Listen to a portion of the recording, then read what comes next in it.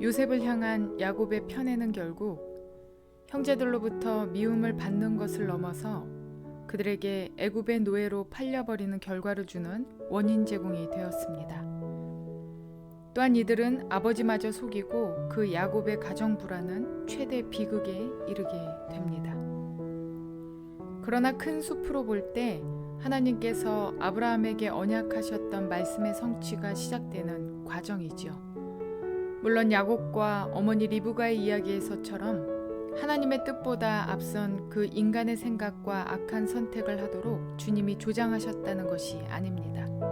선한 길로 인도하실 주님을 의지하지 않고 자신들의 악한 뜻대로 행하는 자들의 그 결국까지도 하나님께서는 언약의 성취로 이끌어 가시는 분이라는 사실입니다. 한편 유다는 집을 나와서 가나안 여자와 결혼하여 세 아들을 낳았습니다. 그런데 두 아들이 아버지인 자신보다 일찍 죽는 것을 경험합니다. 그러면서 유다는 자신의 아버지인 야곱에 대한 이해의 폭을 넓히며 보다 성숙한 사람이 되어갑니다. 이러한 내용을 기억하시고 통독에 도움이 되시기를 바랍니다. 창세기 37장. 야곱은 자기 아버지가 몸부쳐 살던 땅, 곧 가나안 땅에서 살았다. 야곱의 역사는 이러하다. 17살 된 소년 요셉이 아버지의 첩들인 비라와 실바가 낳은 형들과 함께 양을 치는데 요셉은 형들의 허물을 아버지에게 일러 바치곤 하였다. 이스라엘은 늙음하게 요셉을 얻었으므로 다른 아들들보다 요셉을 더 사랑하여서 그에게 화려한 옷을 지어서 입혔다. 형들은 아버지가 그를 자기들보다 더 사랑하는 것을 보고서 요셉을 미워하며 그에게 말 한마디도 다정스럽게 하는 법이 없었다. 한 번은 요셉이 꿈을 꾸고서 그것을 형들에게 말한 일이 있는데 그 일이 있은 뒤로부터 형들은 그를 더욱더 미워하였다. 요셉이 형들에게 말하였다. 내가 꾼 꿈 이야기를 한번 들어보세요. 우리가 밭에서 곡식단을 묶고 있었어요. 그런데 갑자기 내가 묶은 단이 우뚝 일어서고 형들의 단이 나의 단을 둘러서서 절을 하였어요. 형들이 그에게 말하였다. 네가 우리의 왕이라도 될성 싶으냐? 정말로 네가 우리를 다스릴 참이냐? 형들은 그의 꿈과 그가 한 말 때문에 그를 더욱더 미워하였다. 얼마 뒤에 그는 또 다른 꿈을 꾸고 그것을 형들에게 말하였다. 들어보셔요. 또 꿈을 꾸었어요. 이번에는 해와 달과 별 11개가 나에게 절을 했어요. 그가 아버지와 형들에게 이렇게 말할 때에 그의 아버지가 그를 꾸짖었다. 네가 꾼 그 꿈이 무엇이냐? 그래, 나하고 너희 어머니하고 너희 형들이 함께 너에게로 가서 땅에 엎드려서 너에게 절을 할 것이란 말이냐? 그의 형들은 그를 시기하였지만 아버지는 그 말을 마음에 두었다. 그의 형들은 아버지의 양떼를 치려고 세겜 근처로 갔다. 이스라엘이 요셉에게 말하였다. 네가 알고 있듯이 너의 형들이 세겜 근처에서 양을 치지 않느냐? 내가 너를 너의 형들에게 좀 보내야겠다. 요셉이 대답하였다. 다녀오겠습니다. 이스라엘이 요셉에게 말하였다. 너의 형들이 잘 있는지 양들도 잘 있는지 가서 살펴보고 나에게 와서 소식을 전해다오. 그의 아버지는 헤브론 골짜기에서 그를 떠나보냈다. 요셉이 세겜에 도착하였다. 어떤 사람이 보니 요셉이 들에서 헤매고 있었다. 그가 요셉에게 물었다. 누구를 찾느냐? 요셉이 대답하였다. 형들을 찾습니다. 우리 형들이 어디에서 양을 치고 있는지 나에게 일러주시겠습니까? 그 사람이 대답하였다. 너의 형들은 여기에서 떠났다. 도단으로 가자고 하는 말을 내가 들었다. 그래서 요셉은 형들을 뒤따라가서 도단 근처에서 형들이 있는 곳을 알아냈다. 그런데 그의 형들은 멀리서 그를 알아보고서 그를 죽여버리려고 그가 그들에게 가까이 오기 전에 음모를 꾸몄다. 그들은 서로 마주보면서 말하였다. 야, 저기 꿈꾸는 녀석이 온다. 자, 저 녀석을 죽여서 아무 구덩이에나 던져놓고 사나운 들짐승이 잡아먹었다고 하자. 그리고 그 녀석의 꿈이 어떻게 되나 보자. 루벤이 이 말을 듣고서 그들의 손에서 요셉을 건져내려고 그들에게 이렇게 말하였다. 목숨만은 해치지 말자. 피는 흘리지 말자. 여기 들판에 있는 구덩이에 그 아이를 던져 넣기만 하고 그 아이에게 손을 대지는 말자. 루벤은 요셉을 그들에게서 건져내서 아버지에게 되돌려 보낼 생각으로 이렇게 말한 것이다. 요셉이 형들에게로 오자 그들은 그의 옷, 곧 그가 입은 화려한 옷을 벗기고 그를 들어서 구덩이에 던졌다. 그 구덩이는 비어있고 그 안에는 물이 없었다. 그들이 앉아서 밥을 먹고 있는데 고개를 들고 보니 마침 이스마엘 상인 한 떼가 길르앗으로부터 오는 것이 눈에 띄었다. 낙타에다 향품과 유황과 몰약을 싣고 이집트로 내려가는 길이었다. 유다가 형제들에게 말하였다. 우리가 동생을 죽이고 그 아이의 피를 덮는다고 해서 우리가 얻는 것이 무엇이냐. 자, 우리는 그 아이에게 손을 대지는 말고 차라리 그 아이를 이스마엘 사람들에게 팔아넘기자. 아무래도 그 아이는 우리의 형제요 우리의 피부치이다. 형제들은 유다의 말을 따르기로 하였다. 그래서 미디안 상인들이 지나갈 때에 형제들이 요셉을 구덩이에서 꺼내어 이스마엘 사람들에게 은 20냥에 팔았다. 그들은 그를 이집트로 데리고 갔다. 루벤이 구덩이로 돌아와 보니 요셉이 거기에 없었다. 그는 슬픈 나머지 옷을 찢고서 형제들에게 돌아와서 말하였다. 그 아이가 없어졌다. 나는 이제 어디로 가야 한단 말이냐. 그들은 순념소 한 마리를 죽이고 요셉의 옷을 가지고 가서 거기에 피를 묻혔다. 그들은 피 묻은 그 화려한 옷을 아버지에게로 가지고 가서 말하였다. 우리가 이 옷을 주었습니다. 이것이 아버지의 아들의 옷인지 잘 살펴보시기 바랍니다. 그가 그 옷을 알아보고서 부르짖었다. 내 아들의 옷이다. 사나운 들짐승이 그 아이를 잡아먹었구나. 요셉은 찢겨서 죽은 것이 틀림없다. 야곱은 슬픈 나머지 옷을 찢고 베옷을 걸치고 아들을 생각하면서 여러 날을 울었다. 그의 아들, 딸들이 모두 나서서 그를 위로하였지만 그는 위로받기를 마다하면서 탄식하였다. 아니다. 내가 울면서 나의 아들이 있는 수올로 내려가겠다.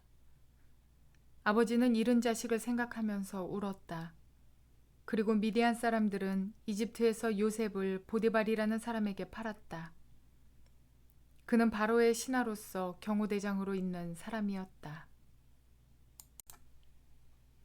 창세기 38장. 그 무렵에 유다는 형제들에게서 떨어져 나가 히라라고 하는 아둘람 사람이 사는 곳으로 가서 그와 함께 살았다. 유다는 거기에서 가나안 사람 수아라고 하는 사람의 딸을 만나서 결혼하고 아내와 동침하였다. 그가 임신하여 아들을 낳으니 유다가 그 아들 이름을 에르라고 하였다. 그가 또 임신하여 아들을 낳았다. 이번에는 아이의 어머니가 그 아들 이름을 오난이라고 하였다. 그가 또다시 아들을 낳고 이름을 셀라라고 하였다. 그가 셀라를 낳은 곳은 거십이다. 유다가 자기 맏아들 에르를 결혼시켰는데 그 아내의 이름은 다말이다. 유다의 맏아들 에르가 주님께서 보시기에 악함으로 주님께서 그를 죽게 하셨다. 유다가 오난에게 말하였다. 너는 형수와 결혼해서 시동생으로서의 책임을 다해라. 너는 네 형의 이름을 이을 아들을 낳아야 한다.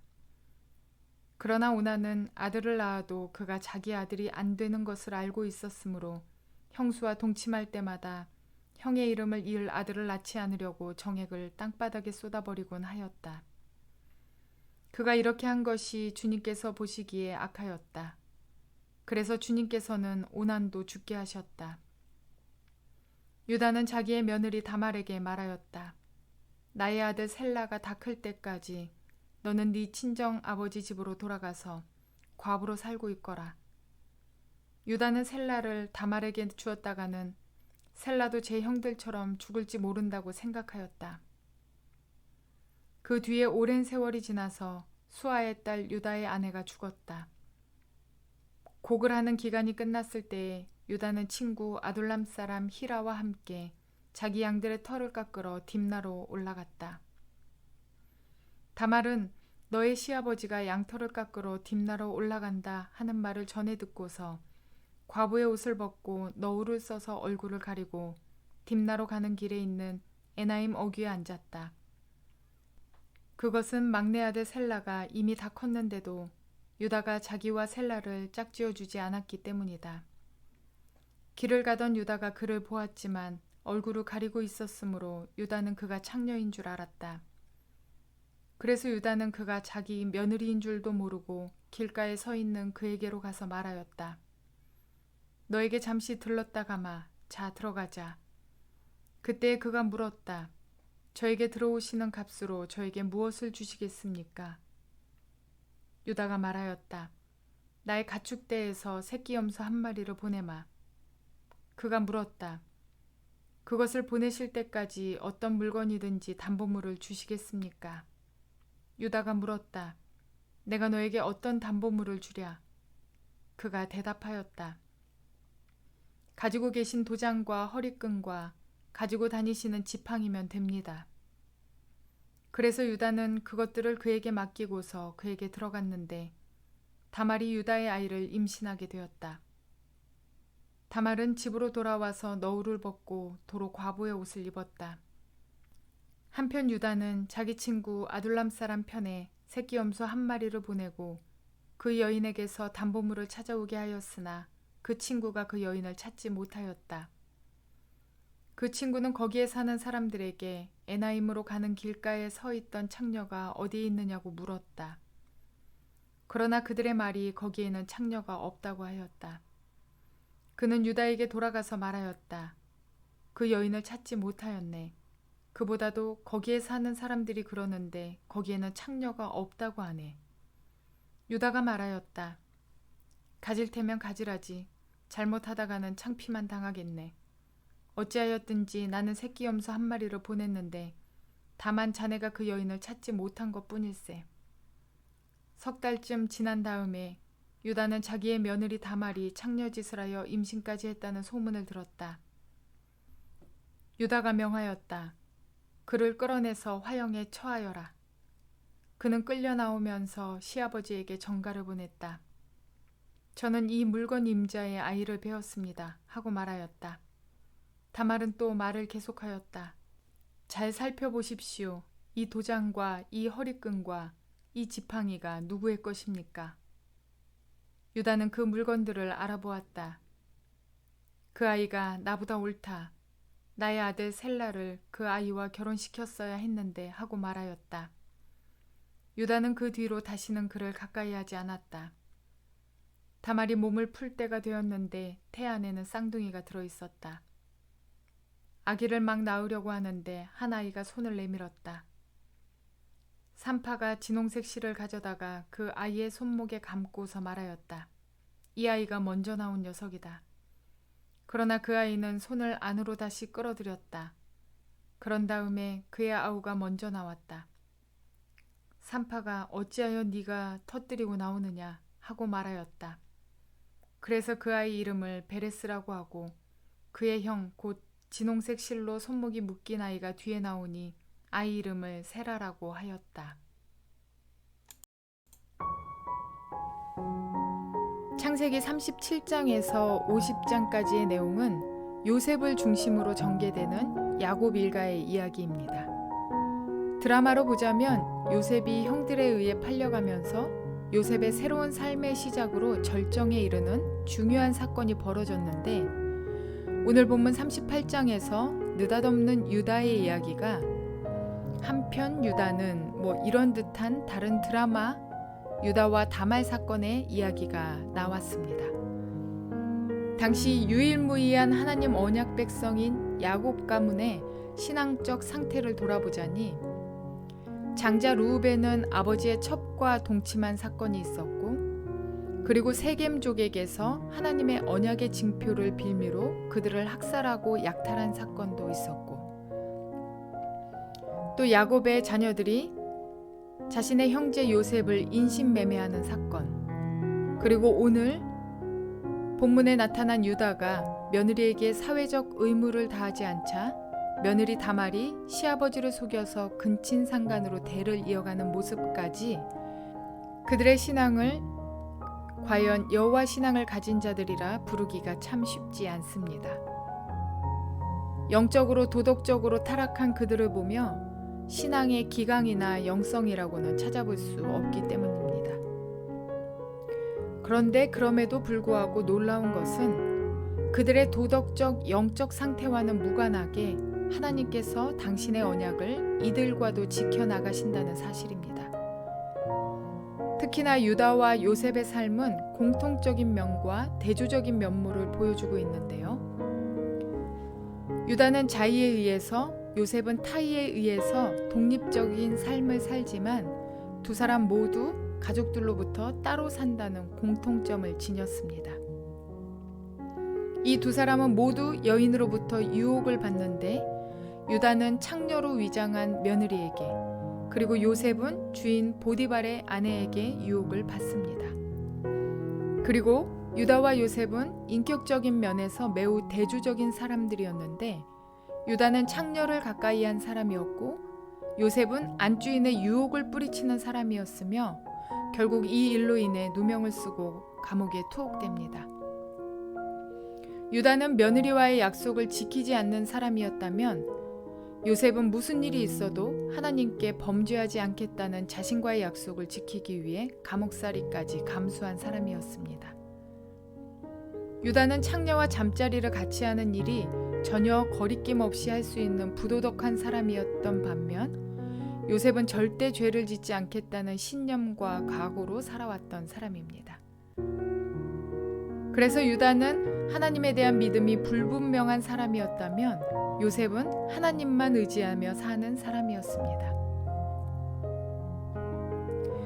믿음을 굳건히 지키며 살아가는 요셉을 통해서도 민족의 위기를 구원으로 이끄시지만 연약한 유다를 통해서도 그가 고난 중에 성숙해가며 결국 변화된 삶을 이룰 때 그의 혈통에서, 그의 후손에서 다윗과 같은 통치자 그리고 세상을 구원하시는 예수 그리스도의 역사가 이루어지기도 합니다.